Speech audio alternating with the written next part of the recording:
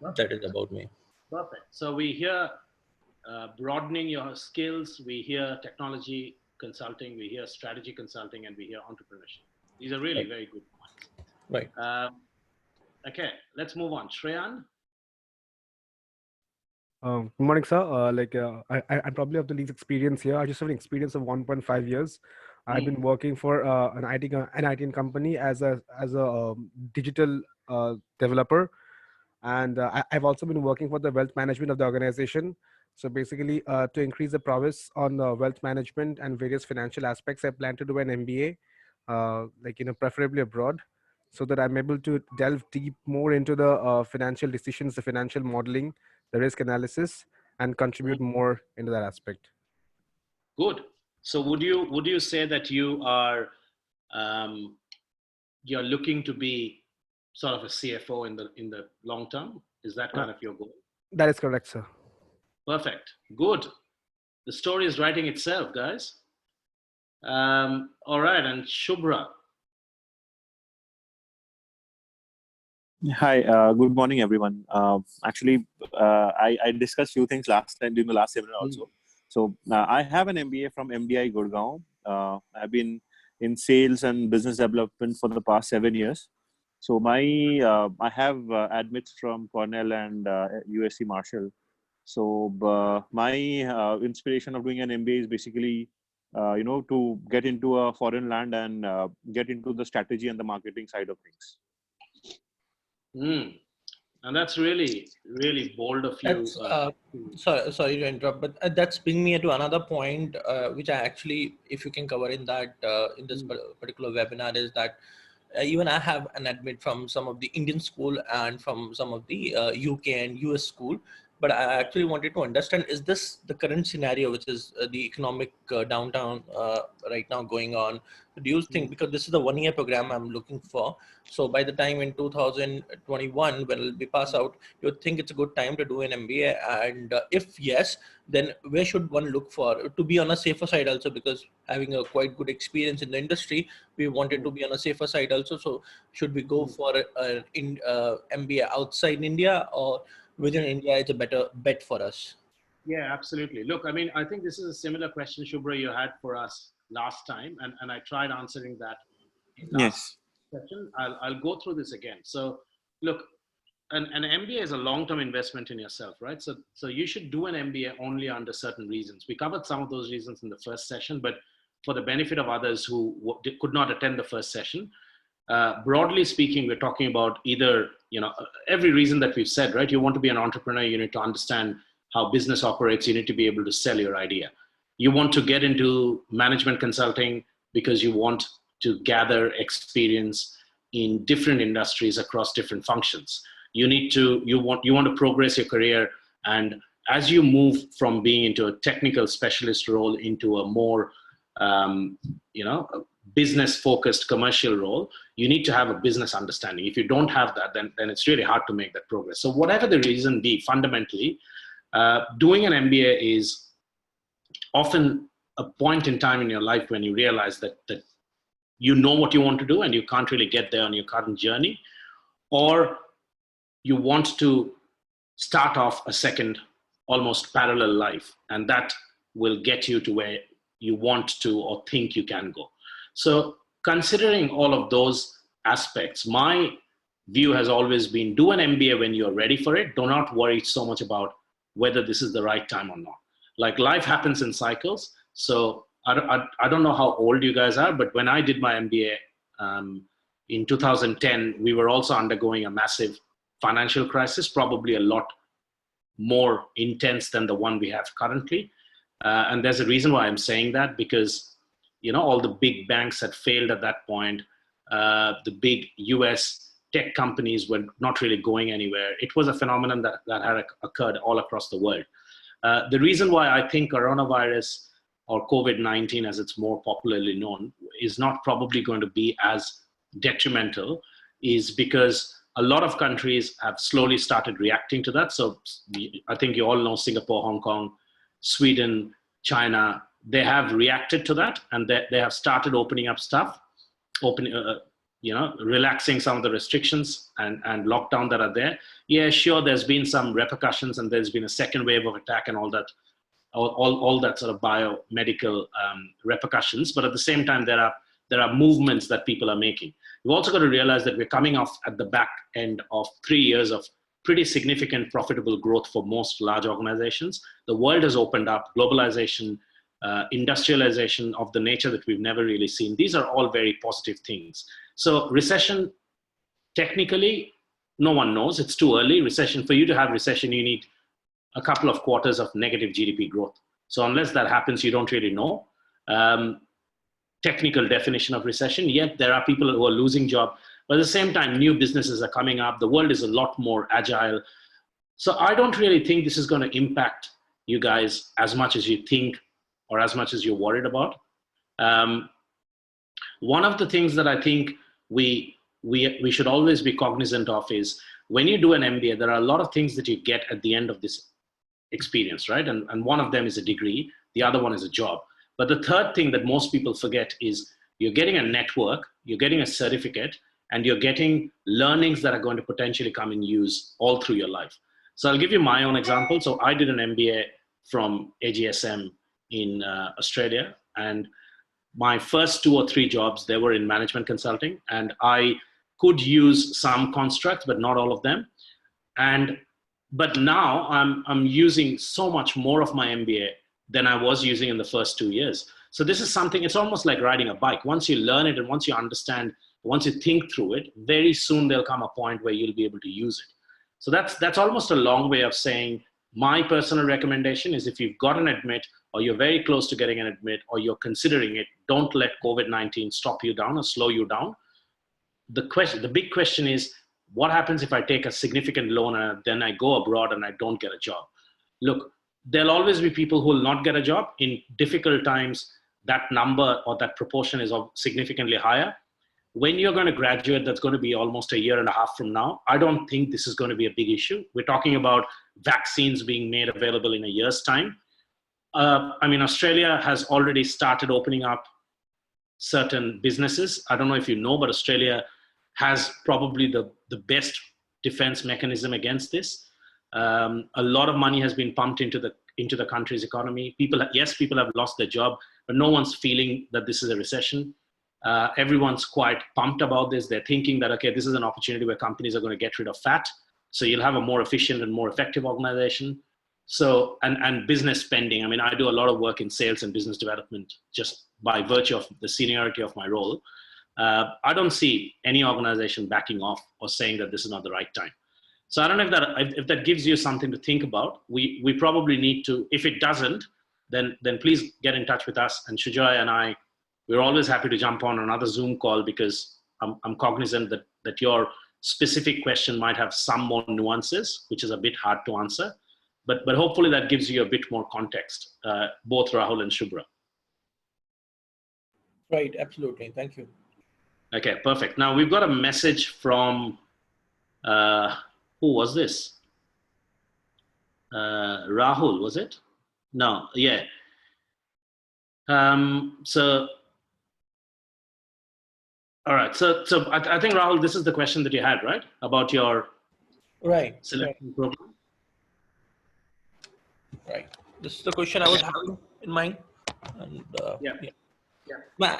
See, because of why I'm confused is I have got selection from some of the good programs which I wanted to get through, and now after having an opportunity, and then suddenly last 1 month only, I'm feeling the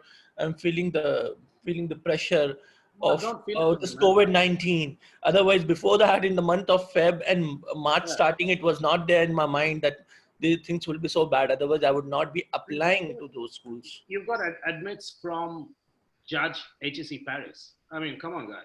It's like really good schools. You're not going to have any problem at all. As long as you don't muck it up when you go there, as long as you're quite serious about your career, particularly because you want to get into strategy consulting. So strategy consulting, by definition, strategy consulting, and I'll be covering some of these as we talk today, but strategy consulting is, it's a very loose term, and there are only a handful of companies in the world who do any kind of strategy consulting.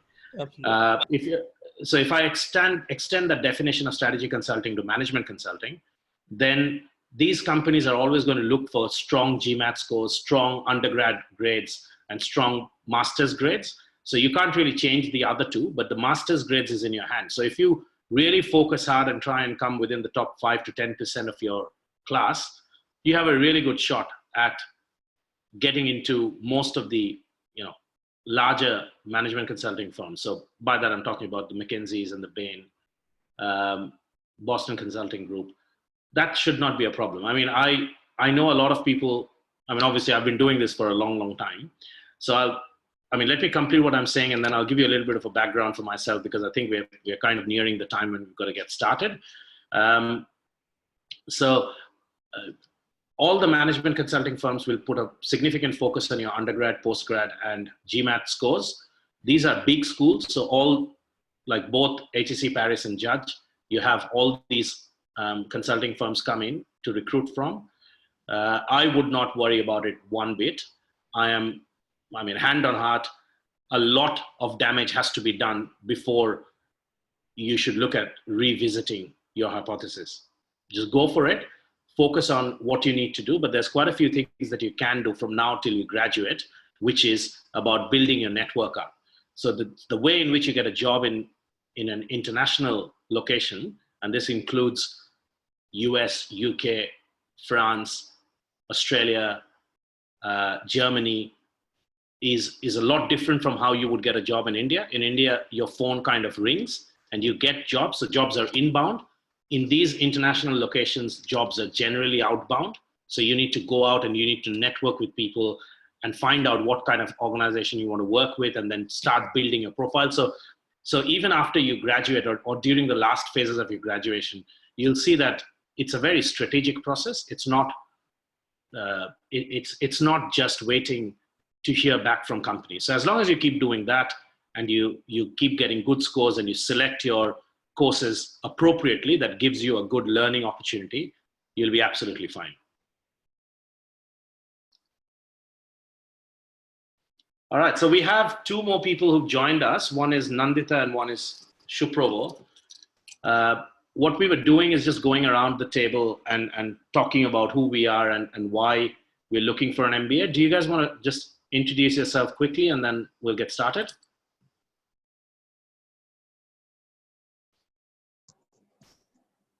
Hi, this is Shuprovo. Am I audible to everyone? Yes. Yeah, I'm currently working in TCS with 5 years of experience.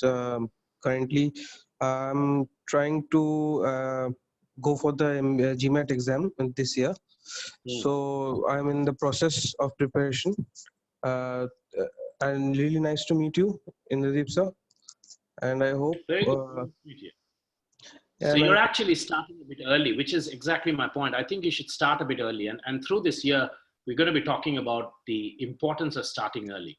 So thank you so much, Shuprovo. I know we've got to rush a bit. Nandita, do you want to just introduce yourself quickly and then I'll talk about who I am? Hello. Hi. I'm Nandita Sansar. I'm a BCom student, first year student. And I'm just an MBA aspirant, just looking for that. I want to know about it and want to get what way it can help me further. As if I just pick up this career. I just wanted to know about what is all about MBA and everything. Yeah, what is it all about? That's right. We keep hearing about this, but what is it about? That's a really good way of summarizing everything. Thank you so much. So I'll give you a little bit of introduction about myself. I mean, I've been in the MBA admissions for a long time, close to 20 years now.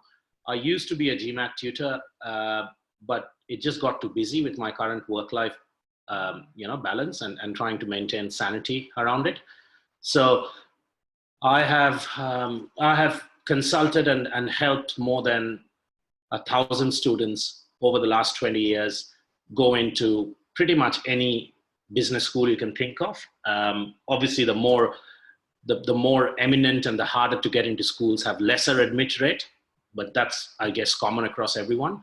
I have an engineering degree. I did my bachelor's of engineering, and then I did my master's of engineering. I used to work for a company called Texas Instruments building mobile cell phone chips. And then I got really bored with that, started to consider what else I could do in life, and thought about doing an MBA. So I appeared for my GMAT. I got a 760 on my GMAT, and this is like 2010. So I had scholarship offers from Carnegie Mellon and from UCLA. And interestingly, I did not apply to any of those two schools. So I don't know if it still happens, but during that time, if you had a certain GMAT score and above, schools would actually reach out to you saying that if you get admission, we will match a scholarship offer of whatever, X%. But I somehow did not want to go and study in the US. I always fancied coming to Australia. So I applied to AGSM. I got a scholarship here.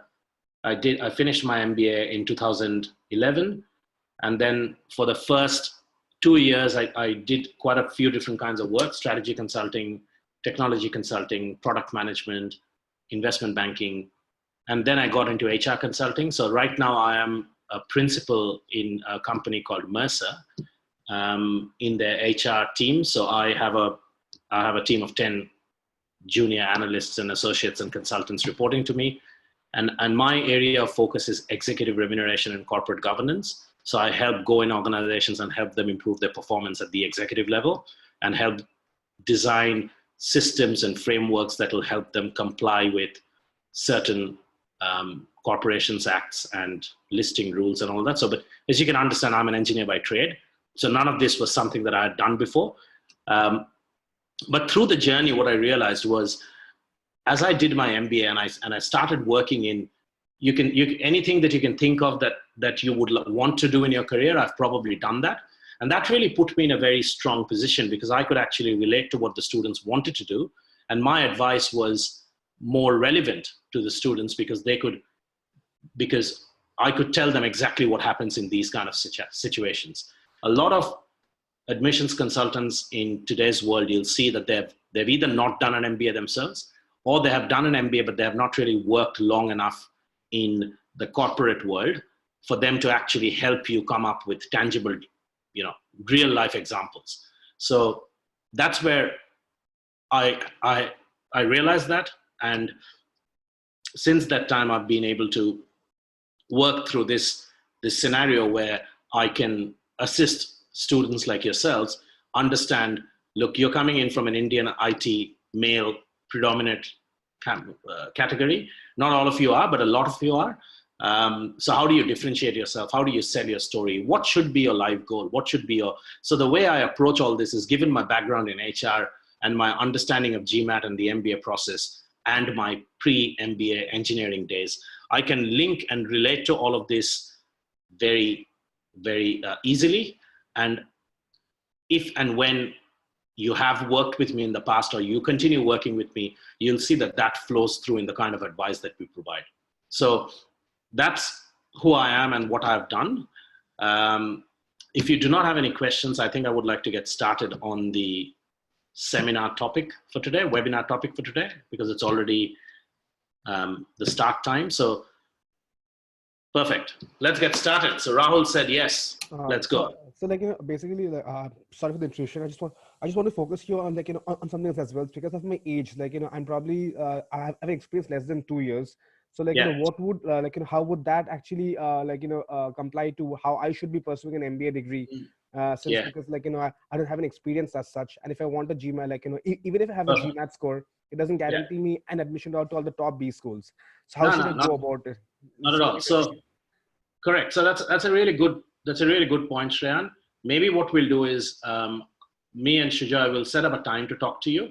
The reason why I say that is because the focus of that discussion is going to be how an admissions committee works and what are the kind of things that you need to do.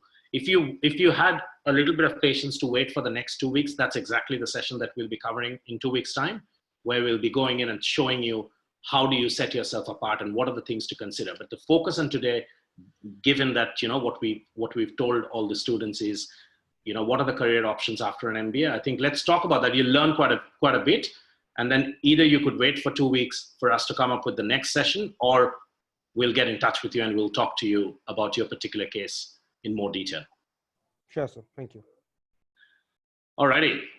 So let's get started, right? So firstly, welcome. I know that it's a sort of difficult time, and we're all really nervous and watching with bated breath as to what happens and what comes out at the other end of COVID-19.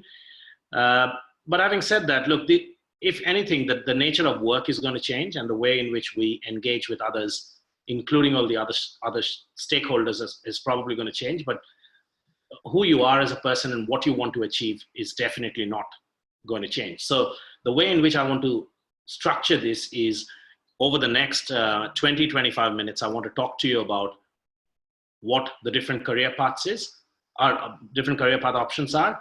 And once we're finished with that, I want to open it up, because I think we've got a really good group of bunch of students who are quite energetic and have different questions.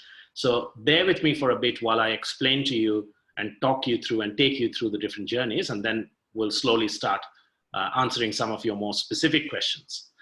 Okay, with that in mind, the first thing that you need to do when you're starting on this journey, and therefore one of the most common questions that you get asked in your MBA admissions, is what's your short-term goal and what's your long-term goal? There's a few problems when people think about the short-term and the long-term goal, right? So everything that I'm saying is not just related to your MBA applications and writing your essays and getting that correct. It's actually starting to think about things which are slightly bigger, like your life. What are you going to do? Like, MBA is just a means to an end, right? MBA is not the end goal. So when you think about your short-term and your long-term goal, you really need to understand what possibilities emerge from doing an MBA. A lot of the issues that come up when students articulate their short-term and long-term goal are, you don't need an MBA to do that. So for example, someone says that, look, I want to be a CEO. I actually had a student last year who came to me and said, okay, I want to be a CEO, and therefore I want to do an MBA. And I said, why? He said, oh, well, because a couple of the CEOs I know have an MBA. I said, yes. And a couple of the CEOs I know do not have an MBA. So as you can see, that's not a justification for you to do an MBA, right? So your long-term goal can be something like leading a company, but your long-term goal cannot be achieved just by having an MBA. So it's like an equation that you're forming in your mind. So you stand at this point with all these experiences and skills and learning and knowledge, and then you think about, okay, what do I need to do? What do I want to be long-term? Let's forget about MBA. What do I want to? What would really make me happy? Would leading a company make me happy? Would having my own company make me happy? Would working in products make me happy? Would advising companies make me happy? What is it that would make me happy? And there's multiple, at least 15 different things that you could be doing in your long term, right? Once you know what your long term is, you've got to then work backwards, saying, in order to get to my long term goal, what should be my short term goal? Because your short term goal plus your experiences after you've graduated from an MBA will equate your long term goal. So then you think about, okay, so if I need to get there, my next step is to do this, whatever that is. So for example, a common example is I want to be an entrepreneur. Okay, that's your long-term goal. What's your short-term goal? Because if you want to be an entrepreneur right after an MBA, that's really hard, because people are not going to take you seriously. You do not have the experience, you do not have the capability, you're not that commercially minded. Yes, you've studied something, but MBA is not a degree, it's a certificate. It just allows you to learn certain things. But you need to, in order to get the true value of an MBA, you need to work after an MBA. So if you want to be an entrepreneur, then your short-term goal could be management consulting. Why? Because in management consulting, you learn how to solve problems in strategy, in finance, in marketing, in HR, in culture, in technology. Great. So how do you get into management consulting? That's when you say, okay, I need an MBA. And my answer is no, you don't. You can actually, I don't know if you are aware of this, but all of you right now can actually go onto the McKinsey website and apply for a job. You don't need an MBA to get into management consulting. However, if you want to get into the right position within a management consulting firm, you do need an MBA. So if you apply for a position at McKinsey or Boston Consulting Group or Deloitte, all of you, if you go onto the website, you'll see you do not require any specific career background. But you'll be getting into an analyst position. An analyst position, you'll be, if you are like 30, 32, 33 years old, you're probably working with people who are 23 years old. And you're going, well, this doesn't sound right. but you will not be able to progress within management consulting unless you have an MBA. Does that make sense? So, and that's the reason why you've got to make sure that your long-term goal and your short-term goal is well articulated and provides a justification for an MBA. The other problem that we face is, your goals are just not achievable and they're impractical. So what do you mean by that? Well, I want to open up a company that operates in 3 continents. Well, yeah, but it's going to take you 10 years to do that. So your dreams should have stretch in it, but your dreams should not be unachievable or impractical. Now, this is where we can really help, because this is where a lot of students come to us and say, that's what we want to do. And we ask them a few questions and straight away tell them that's not a reason for doing an MBA. So this is where you need experience, right? This is where you need someone like me who's actually gone and done an MBA, and I know what all the different career options are after an MBA.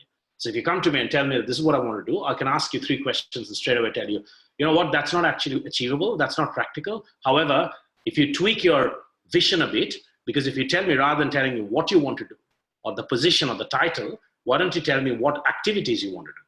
And maybe I can help you think through or come up with a goal that's a bit more practical. The other 2 reasons why career goals are become an issue, or articulating career goals become an issue. Number 1, it's not something that the school focuses on. So there's a lot of schools which provide you an MBA with a general management degree, not a focus on anything. And there's a lot of schools that do not invest in the research. So business schools internationally are generally part of a bigger university, right? So you mentioned Judge, we spoke about HSC Paris, AGSM, for example, MIT, Harvard, they're all part of a bigger university. So the business school is just part of a broader set of schools, and they typically focus on certain research. So if they focus on certain research and they've got really good professors in those, that's what the school focuses in. So if you go into a school and you say that I want to be a technology strategist, and then you go, okay, well, yeah, but the school focuses on humanities, then that's not a good match. That's, again, another problem. So you need to look beyond just reading stuff on the forums and talking to a few people. You need to actually understand the value and the vision of the school. And the last one is, that's not what recruiters are there for. So for example, if someone comes to Australia and says that, okay, I want to do business development in a technology company. Well, that's not what Australia is known for. You don't have that many technology companies in Australia. So what should you be looking for when you come to a school within Australia? You should be looking at finance pathway, banking pathway, consulting pathway, entrepreneurship, all of that doable. Technology, not doable.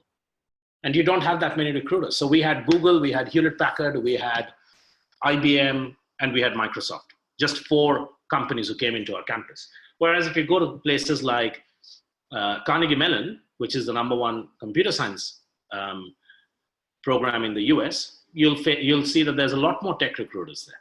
So you just got to make sure that everything lines up properly, which is why this is a lot of thinking. There's a lot of understanding and self-challenging and realization that you need to do as part of the process.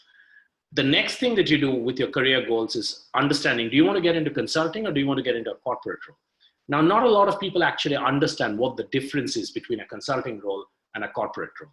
And part of what we'll be talking about is actually opening that up. So I'll cover what the differences are between a consulting and a corporate role.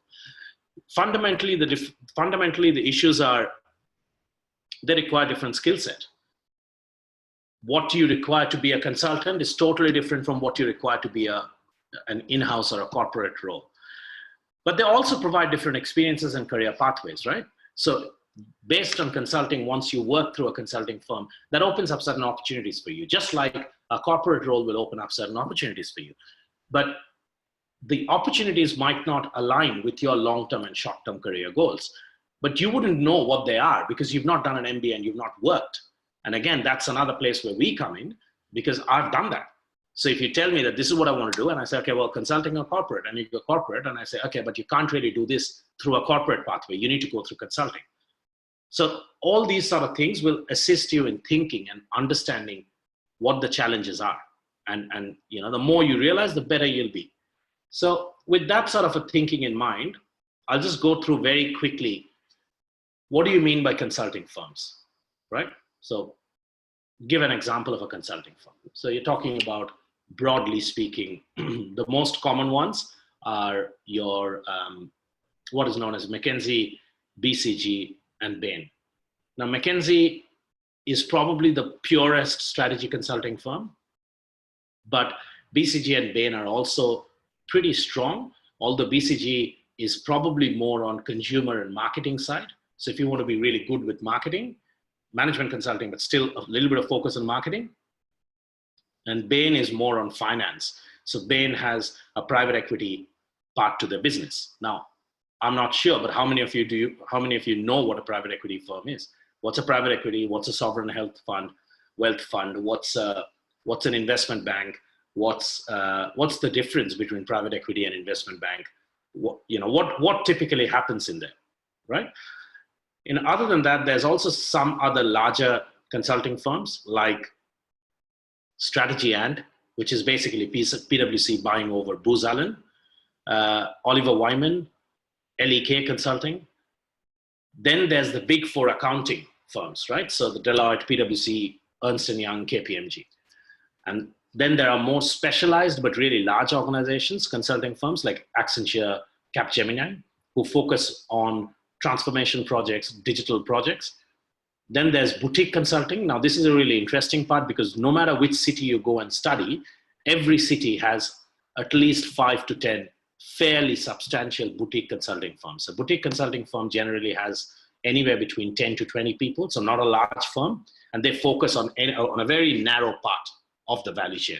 They're really good at that, but they just focus on that part. Then there's HR consulting, obviously what I do, which is Mercer, Hay Group, Aon,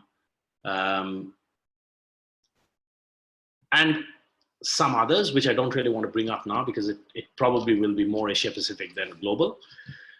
And the experience that you'll get in all of these different firms will be different. They all focus on different things. They all have different client base. They all focus on solving different problems. But what you need to do in order to get in there, generally speaking, within consulting, there's a big focus on your grades. There's a big focus on your leadership and extracurricular activities. There's a big focus on your GMAT score. And all of these firms recruit at different levels within the organization, right? So pre-MBA, there's a couple of positions. Post-MBA, there's a couple of positions, depending on your work experience and the demand for that kind of experience. So, for example, within Midwest, if you have a Midwest of the US, if you have a lot of experience in construction, oil and gas, heavy machinery, maybe minings and metal, then you can probably get into a slightly more senior position right after an MBA, because that's where the McKinseys and the Boston Consulting Groups get a lot of work in. So there's multiple aspects to this. And one of the things we spoke about before we started this presentation was to think about what is it that you are looking for and being able to start doing your research before you start. So, you know what I mean? Like, the more research you do, the better positioned you are, the more understanding you'll have. You've got to go out and network with people. You've got to pick up a place that you want to stay for the next 5 years. Now, this is something we covered in the last session as well, and I'll be talking about that again in this very briefly, but the geography is very important, and a lot of people do not put enough importance on that. I cannot reassess and restate and overemphasize the importance of picking the right geography. You need to know where you want to go and where you want to stay, because every country will have a different work permit, will have a different residence, will have a different weather, will have different focus in industries, will have different types of companies. Broadly speaking, most of the top 50 colleges, as per Financial Times ranking, will have companies that I mentioned who will come in and recruit. But at the same time, you've got to realize that those companies will either recruit at a general level, which means you'll get in at a certain position. But if you have certain kinds of experience, like telecom experience, like technology experience, like startup experience, they're all valuable, but they're only valuable at the right point, at the right time, in the right company. And that's where you've got to start earlier. the earlier you start, the better you get with this. All right, so what are some of the differences between a corporate role and a consulting role, right? So there's obviously two pathways you can take. So one example is you finish your MBA and you get into, as I said, all these consulting firms, right? Like a Boston Consulting Group or a Deloitte or an EY. On the other hand, you can also get into a corporate role, which by that I mean going to be a product manager at Amazon or become a supply chain specialist at, whatever, like at, I'm getting all the Australian companies in my mind. I'm trying to think of global ones. At Walmart, for example. So you can pick up both of them, right? And both of them are genuine pathways. So what is the difference? So the basic difference, in my mind, I think there are about 4 or 5 broad category differences, right? Which I think is important for you to understand. So if you get into a corporate role, the pathway for you to enter that role is generally you have some kind of experience before you did an MBA. After that, you do an MBA and you enter at sort of a manager level. Or you could have done consulting for some time and then done an MBA, or done an MBA and consulting, but the combination of both, and then you enter into a head of or a general manager level, right? So if you think about an organization of a decent size, right? An organization which has at least $2-3 billion of revenue. That organization is set up in, you have a CEO or the managing director at the top. Then you have executives. So your CFO, head of HR, head of sales and marketing. Then below that, you have general managers and head of. So head of IT, head of performance and management, head of, head of supply chain. General managers are slightly more senior. And then after that, you have manager, senior manager, manager, and then specialist. So if you think about those 5 or 6 broad levels, if you have an experience before an MBA, right after an MBA, you can get into a manager or a senior manager level. However, if you do consulting and then you come in, then you can get into a head of or a general manager level. Within consulting, unless you've got any prior consulting background, now there's a lot of people, particularly from Germany and US, mainly the Boston side, as well as Boston, New York, California, both coasts, who have a consulting background before an MBA, and the consulting firm pays for their MBA. But the condition is after an MBA, they've got to stick around in the consulting firm for the next 2 years or 3 years.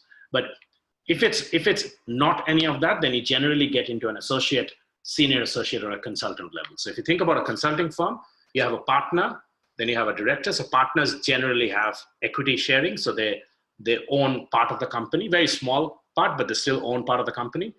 And that's why they're called partners. And then you have directors, then you have associate directors or principals, then you have senior associates or managers, then you have associates or consultants, then you have analysts. So that's, again, those 5 or 6, just to give you a sense of where you can get in.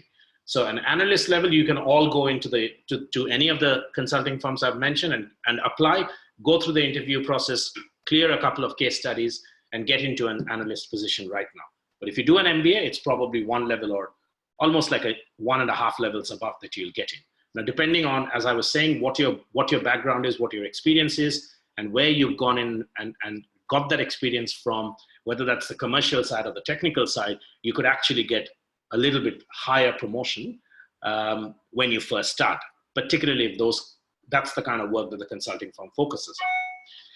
If you then talk about, so that's the career pathway or an entry pathway to both the corporate and consulting. If you talk about the nature of work, in a corporate environment, the breadth of work is significant, right? So you'll be doing a lot of different kinds of work and very detail-oriented work, and you'll have to get your sleeves rolled up, and it's pretty much you doing it.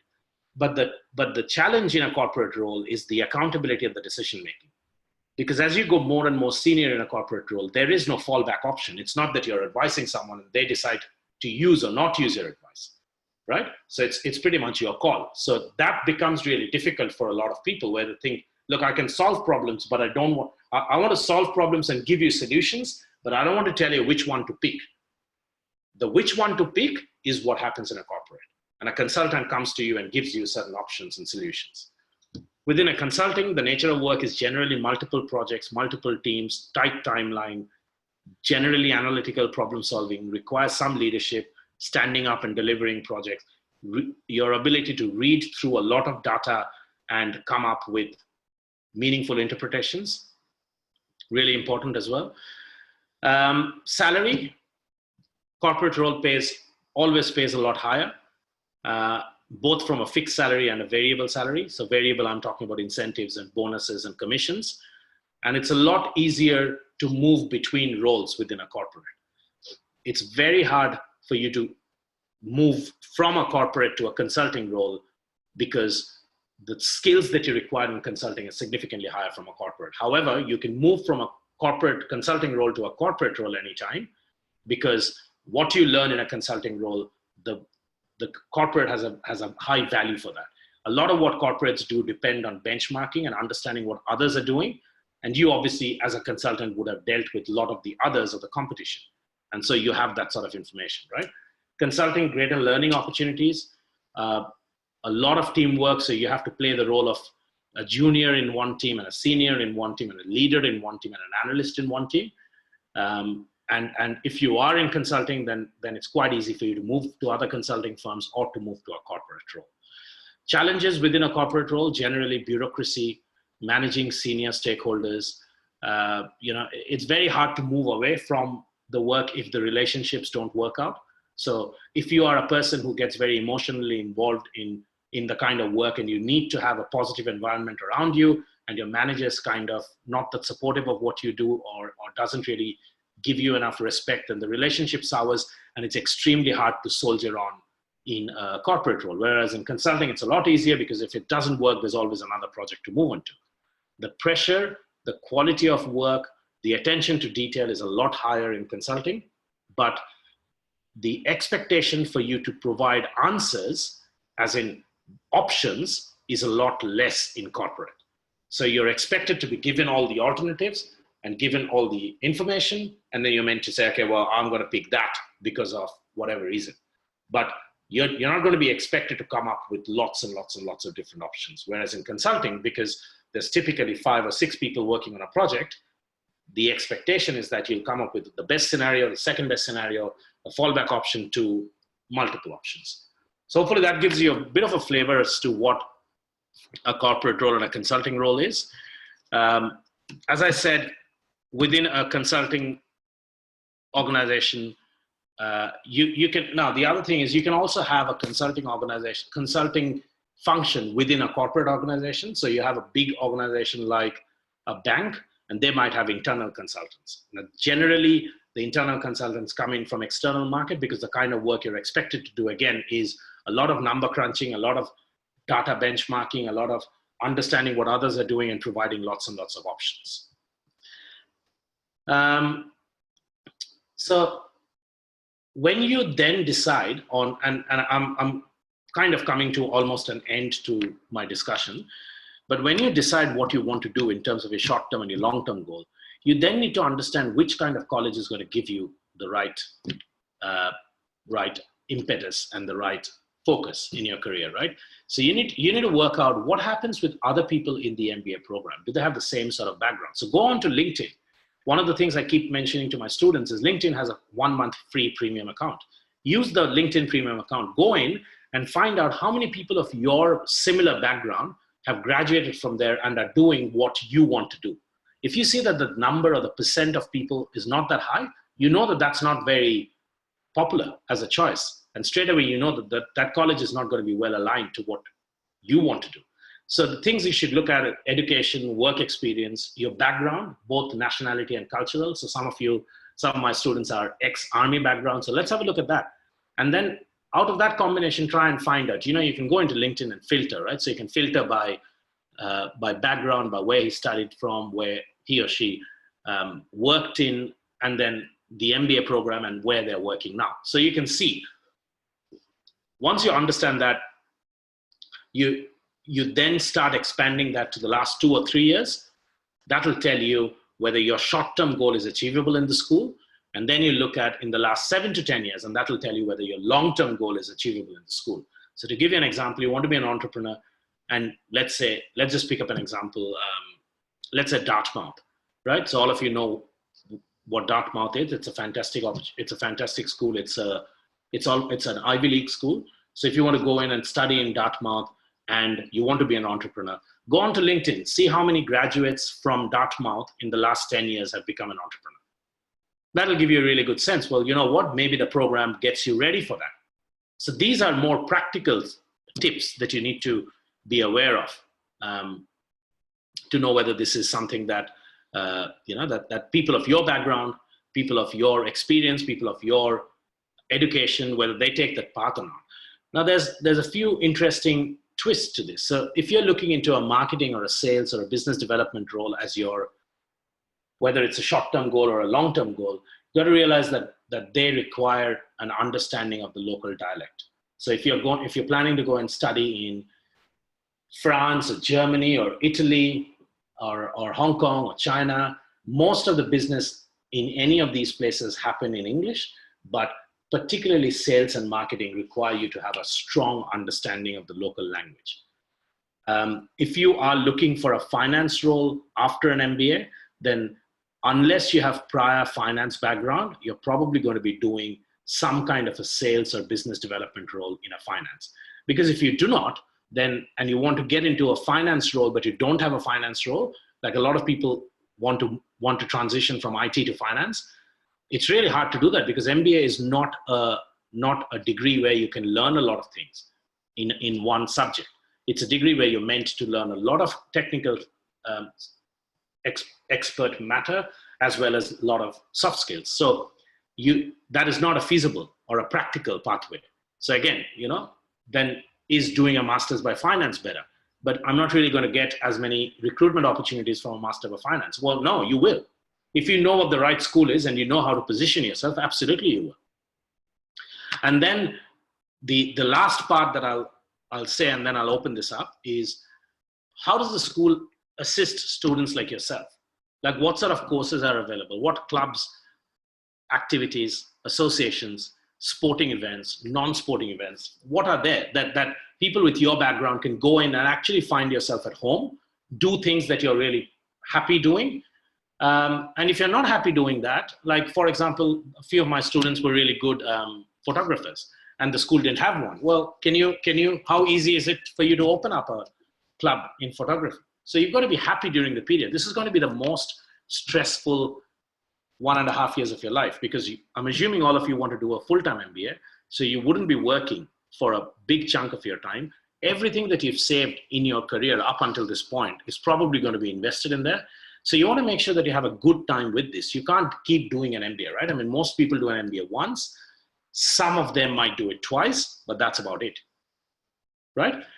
So hopefully this gives you an understanding of how your goals should be thought about and how they've intertwined with what a school has to offer and the different career pathways, particular focus on consulting and a corporate role. I didn't find anyone of you talk about private equity or investment bank, which is another piece of work that I've done. And I want to open it up now because I realize that we've got another, let's say 20, 25 minutes to go. So I want to give everyone an opportunity to ask as many questions as you can, rather than me talking. As I said, we're more than happy to always entertain questions. So we can get on another Zoom call or a phone call to answer any specific questions. But I wanted to see, do you have any questions on everything we've discussed so far today?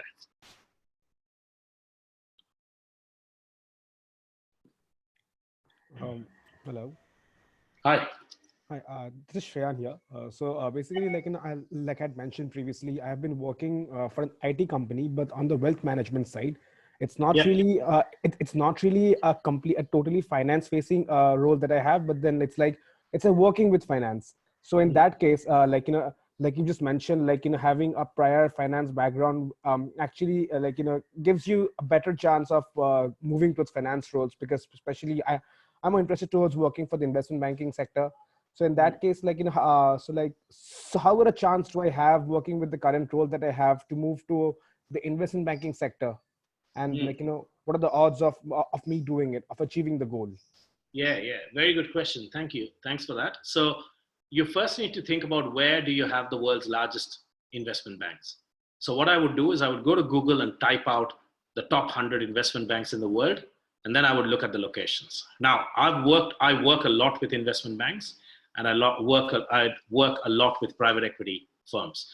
So Hong Kong, the US, and by US, I mean specific sections and portions of the US, like more your New York side, London, these three would be my top three priorities to go in and get an MBA.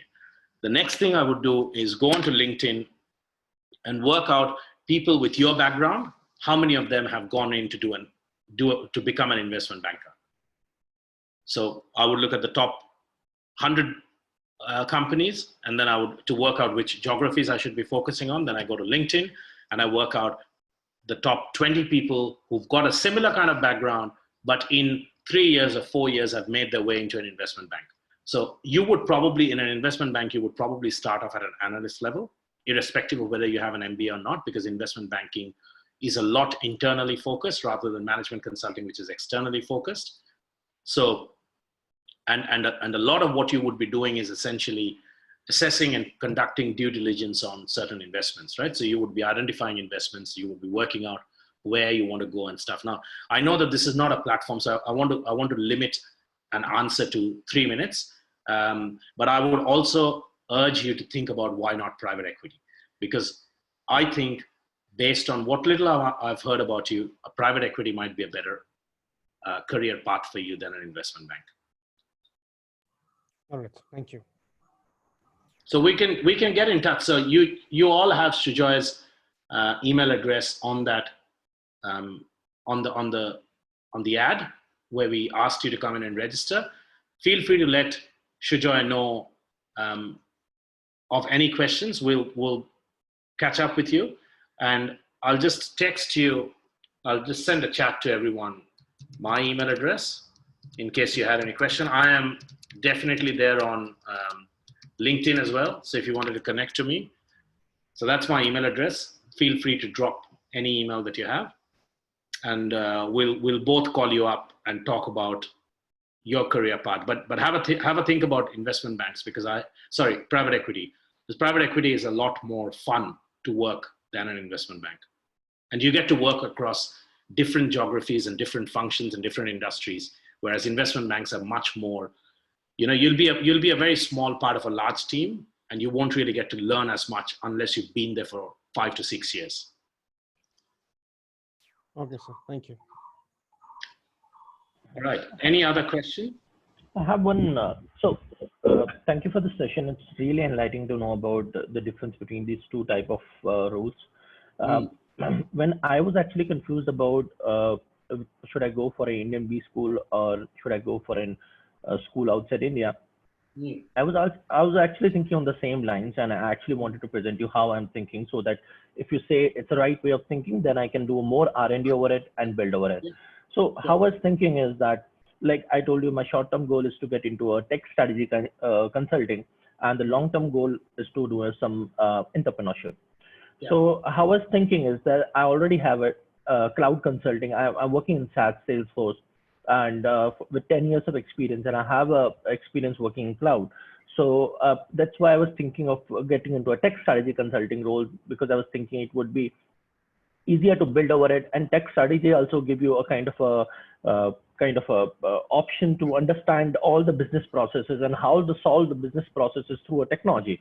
And then I was thinking of going to a judge, because judge is kind of a school who gives you a good a network of people, which is very much required to do to start your own venture, because you need a lot of network. And in the Indian B school, it's more like a glorified placement agency where they just put you to a good role after doing an MBA. But entrepreneurship, I have not seen much over it. But I was thinking of being a judge, and not HSC Paris also, because in UK you are also getting a 2-year visa after doing an MBA now, which is a very good thing. So that's how I was thinking. So this is my segregated thought about it. So can you tell me how am I going in the right direction or not? Yeah, absolutely. Great question, Rahul. So I'm sorry, I'm trying to rush so that I give others an opportunity to ask as well. But to respond to your question, I don't think a technology strategy consulting is. I mean, firstly, there's very little. There is no real role called technology strategy consulting. There could be roles, but it doesn't mean anything. If you're talking about a technology strategist or a technology consulting, then what you're doing is essentially you're looking at a company organization strategy, and you're looking at how your technology supports that organization strategy. So you're not really looking at anything outside technology to provide a solution. So to give you an example, let's say a company says that, okay, from now on, we want to increase our revenue by 20%. And then you say, okay, well, how are you going to do that? Well, we're going to do that by targeting Gen Y customers. We don't have a lot of Gen Y customers. We want to target Gen Y customer. And then, so that becomes a strategy, right? So that then makes its way through all the functions. So then that strategy goes to brand and marketing, and brand and marketing says, okay, right, so our marketing material has to talk to Gen Y, so we need to change it. It goes to HR, and HR says, okay, we need to hire a lot of people who are Gen Y themselves, because they will understand and they'll be able to deal with Gen Y better rather than having a 65-year-old person trying to deal with Gen Y. And then it comes to technology. And that's where someone like you would look at that and go, okay, well, in order to deal with Gen Y customers, we need Gen Y employees, but Gen Y employees are not happy sitting down and working on a home desktop scenario. So we need to have iPads, we need to have high level of data security, we need to have swipe access, we need to have, all that is what a technology strategist does. Right, so you're absolutely. You're not really looking at non-technology processes. And yes, cloud and networking and virtual data centers, all of this is really good for your background. I would say think a bit broader. I don't think at this age, you need to be so restrictive in what you're doing. My recommendation is try and do a management consulting for a couple of years, then move into technology as a technology strategist. Do that for another 4 years, and then see whether that gives you an idea that's worthy of pursuing as an entrepreneur. For you to be an entrepreneur, you need an idea, right? So you can't say that I want to be an entrepreneur, and then you say, well, what's your idea? Oh, I don't know. I just want to be an entrepreneur. Well, that's essentially what I'm trying to say through this session. That take a step back. Let an idea come to you. When an idea comes to you, then you're an entrepreneur. If an idea doesn't come to you, then continue working on your plan B, which might be great.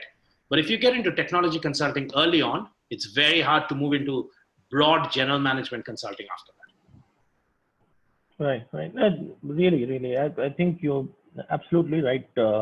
I would like to connect with you offline for a few other questions. It's really nice knowing about all those things. Mm-hmm. Thank you. No worries. And that's what I said, right? I mean, the reason why it's a lot easier for me, because I've actually been there. I've done that. I can tell you by counting on my hand, I know 15 to 20 technology strategists right now who've done an MBA from places in US, in Europe. I've been doing it for a long time, right? So I know enough people. And because I've worked in those fields, like I was a technology consultant for 6 months, and I advised the city councils, and I advised a local financial technology company to expand their operation. So I know exactly how all this flows through. So absolutely, not a problem. Thank you very much. No worries. All right. Anybody else has any question? Yeah, sir. This is Amrita. So, currently I'm working on CRM. So what I want to ask you is, where this lies. I want to pursue something on CRM operations management. I don't want to lose the experience I'm having in Salesforce for the last 4 years. Yeah. So that being the reason. Now, whatever you said so far, I don't think my requirement quite aligned to completely aligned to any of those. So can I know the particular discipline in which I should proceed to continue with this CRM operation management in specific? Yep. So if you're talking about continuing on your career in CRM, then there's a few ways you can think about it. One is you can get into the sales or business development part of a CRM vendor. Mm-hmm. So you could be basically selling Salesforce as a strategic tool.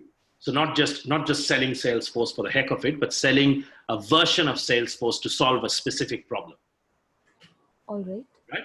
So to give you an example, you could look at embedding artificial intelligence in Salesforce, right? Yeah. Or you could look at Salesforce is predominantly your sort of your customer, your marketing tool, mm-hmm. like your sales tool.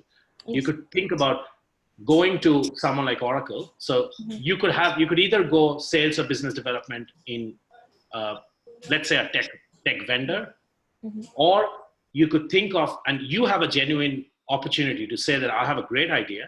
I can connect Salesforce with an HR system so I can then provide an integrated sales and employee value proposition to a company. All right, that makes sense. Do you know what I mean? So there's an entrepreneurial angle to what you're saying. Mm-hmm. In addition to that, everything you've learned about Salesforce, if you want to continue using it, then you've got to think about how do you actually use that. There are a lot of transferable skills from Salesforce that you've learned from CRM that could be used in marketing, that could be used in brand, that could be used in even supply chain. Okay. So you could use your experience in them, but not in a direct manner. So you have those 4 or 5 career options in front of you, depending on how critical is it for you to be working on Salesforce versus how critical is it for you to be working on skills that you have learned through your experience in Salesforce. And mind you, both ways, there will be a sort of, benefit and a premium associated with your past experience. Thank you. That answers my question. Okay, perfect. Shubhra, you had a question. Yes, it's a bit of a long question actually. I think last time I had said that I was more inclined towards USC because it being a STEM course. Now Cornell is also a STEM course now. Like they have achieved that I think a couple of days back. And USC has allowed me to defer my program, but Cornell is insisting that I should join them this year itself. This is that I wanted to get into brand management or a product management role.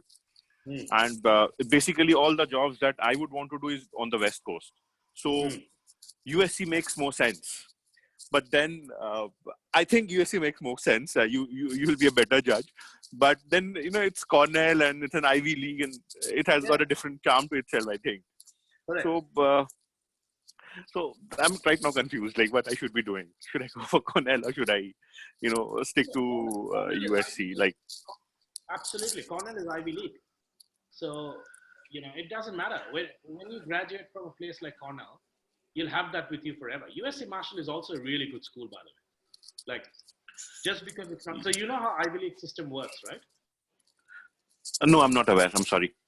So most people think that Ivy League is a collection of the top universities in the US. That's not true. No, 7 universities who started, I think, I think 100, 120 years back. A group of 7. They are based on location. Okay. So yes. Right? So the East Coast or the West Coast, right? I mean, there are great schools on both coasts. Yes. But just because you're located in one location means that you cannot be part of Ivy League. So USC Marshall is fantastic. I mean, I've actually been to USC, as in on visits. When I was in the US, I went to. It's a fantastic. It's a brilliant school.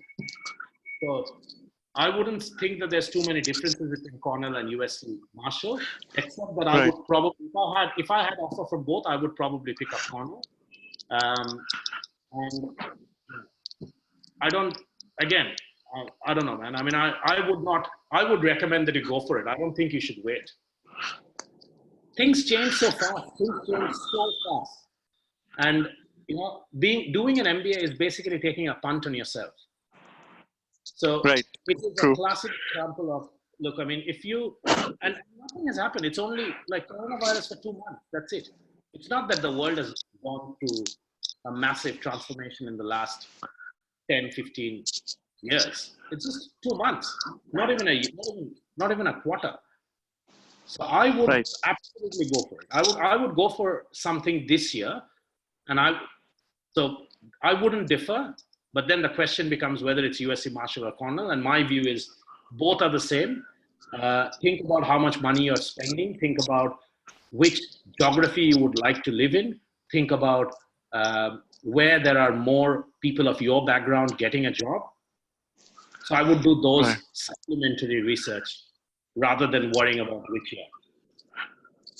Right, but the thing about this year's, from some of my friends who are at MDI, they did their MBA from Cornell. So their opinion is that the first 5 months of any course is very important especially in a 1-year program. It's a time when you're making your jobs, you're researching on your jobs, connecting with the networking, making your CVs and everything. But this year, at least the first 3-4 months would be online. You won't be there on campus. So that is going to take a backseat, and then how everything falls into place is a big question right now, I think. So look, I mean, the reason why people say the first 5 months is so critical is not just because of that. Because you can do all that now. You can network now, you can think about research, do all that now. The reason why the first 5 months is important is because that's when you do the core courses of an MBA. So you know how an MBA has core courses and elective courses? Yes. So the core courses happen in the first 5 months of a 1-year program and in the first two semesters of a 1.5 to 2-year program. So the core courses are the ones that you will be judged against when they look at your grades. So when any school, when any potential employer comes in to look at your grades, they'll be looking at what your core courses are. Okay, right.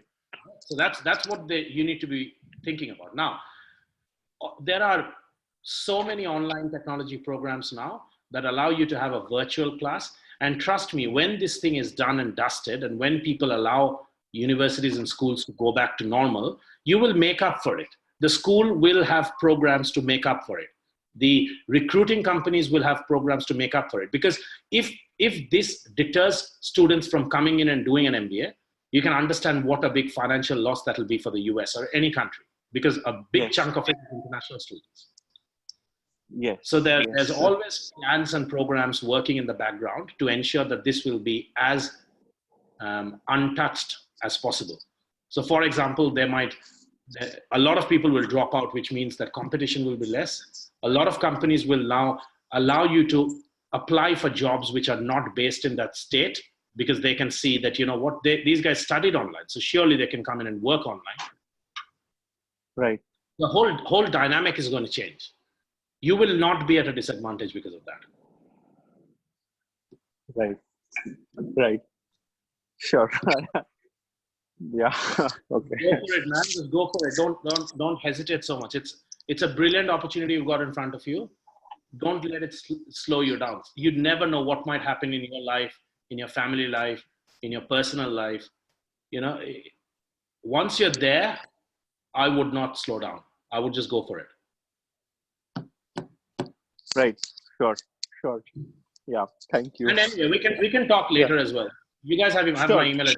Drop me an email. Yes. I've got unlimited phone calls from here. I can call you guys up and we can talk. Right. Sure. Yeah. Thank you. Thanks. No worries. All right.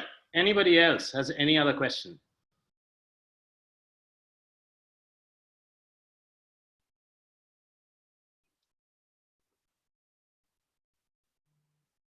No. Okay. So look, we will be sending you a recording of the session. Feel free to share it with all of your friends, anyone that you think would be benefited through this. You know how to contact us. We'll be running the next session in 2 weeks from now. And in that session, we'll be talking about how do you differentiate yourself in an application. So what are the things that you should be thinking about putting into your story, in your life lessons? Like, how do you start thinking about you being a unique person? Thank you so much for attending. Hope that was useful. And just like, just one last question before we wind up. Like, you just introduced the topic of private equity firms to me. So like, since I'm working in a technology sector right now, so like, would you recommend me going through a few online courses through Udemy, Coursera, like, that are more finance based? No, not now. I think you should first decide what your goals are, and then you should work out how you get to those goals, rather than trying to not be 100% clear on your goals and trying to learn stuff. Because what you learn, even if you learn these stuff, no one's going to give you that opportunity at work. You need to actually have gone through a more traditional approach. So first, work out based on everything we've said. Where do you want to reach? Then let's see how you can get there and whether MBA is a pathway to that. If MBA is a pathway to that, you don't need to do anything. You'll automatically get there. If MBA is not a pathway to that, then whether you need to do online certifications or training or master's course, we can then discuss that. But first, work out where you want to reach. All right. Thank you. All right. Thank you, guys. Have a great rest of the day, and we'll be in touch with you soon. See ya. Bye-bye. Thank you, sir. Bye. Thank you.